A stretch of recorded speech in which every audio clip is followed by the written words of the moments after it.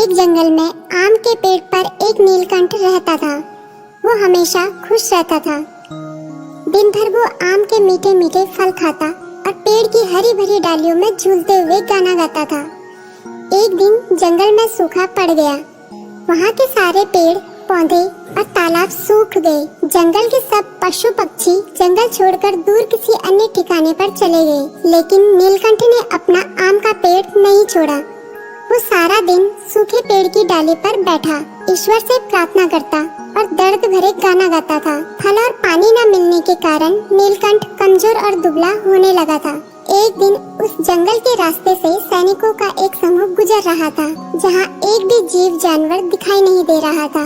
वहाँ सूखे आम के वृक्ष पर एक कमजोर नीलकंठ को करुण स्वर में गीत गाते देखा। सैनिकों ने नीलकंठ से पूछा, अरे नीलकंठ महाराज, इस उजड़े सूखे जंगल में तुम अकेले क्या कर रहे हो? भूख प्यास से तुम बेहाल दिखते हो।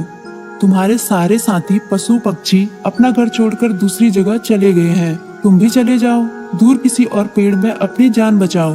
सेनापति की बातें सुनकर नीलकंठ ने विनम्र और उदार स्वर में जवाब दिया, नहीं सेनापति जी, मैं ऐसा नहीं कर सकता। मैंने इस पेड़ पर बने कटोर में जन्म लिया है। यही मैं पला बड़ा हूँ। इस पेड़ के मीठे मीठे फल खाकर जीता रहा।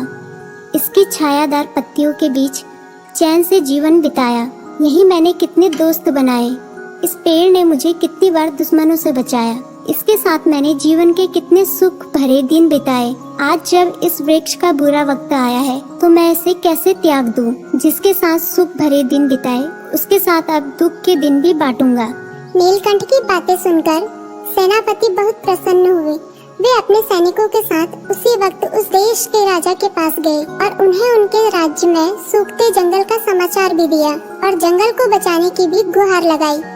सारी बातें सुनकर राजा ने तुरंत एक विशाल नहर खुदवाकर जंगल तक पानी पहुंचाने की व्यवस्था की। फिर देखते ही देखते जंगल के सारे पेड़ पौधे के साथ आम का वो पेड़ भी हरा भरा हो गया और उसमें खूब मीठे फल लगने लगे। जंगल के सारे पशु पक्षी वापस अपने घर लौट आए और नीलकंठ को धन्यवाद दिया।